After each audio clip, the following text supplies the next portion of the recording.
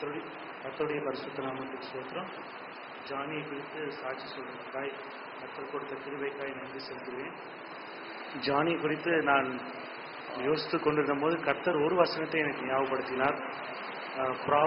ப்ராவர்ஸ்லேருந்து a true son is a lover of teaching என்று அந்த வசனம் இருந்தது. உண்மையாகவே ஜானி எந்த ஒரு இன்ஸ்ட்ரக்ஷன் கொடுத்தாலும் உடனே அதை ஏற்றுக்கொண்டு அதை உடனடியாக செயல்படுத்துகிற ஒரு மகன்.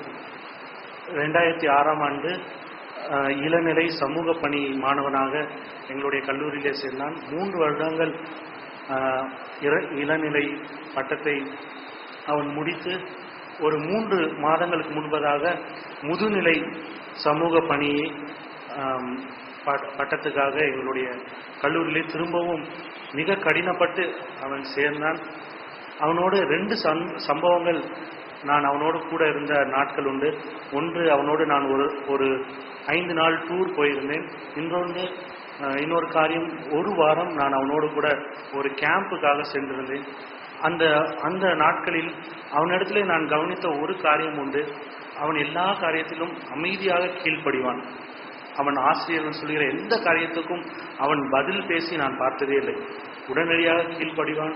அது மாத்திரமல்ல, அவனிடத்திலே காணப்பட்ட அந்த ஒரு சிரிப்பு, அவன் பிரின்சிபால் சொன்னது மாதிரி அவன் எந்த ஒரு காரியத்தை சொன்னாலும் உடனே ஒரு ஸ்மைல் அவனுடைய ஃபேஸ்ல நான் பார்ப்பேன்.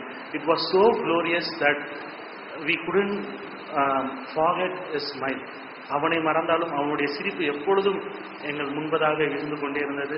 அது மட்டுமல்ல, he was also a good prayer warrior. எந்த ஒரு ப்ரேயர் காலேஜில் நடந்தாலும் உடனே அவன் வந்து அதில் பங்கெடுத்துக் கொள்வான்.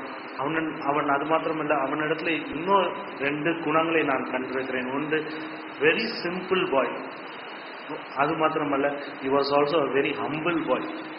He was so humble that he was யார் என்ன கேட்டாலும் செய்வான். தன்னோடு சிறியவர்களாக இருந்தாலும் அவருடைய கட்டளைக்கு கீழ்ப்படிவான்.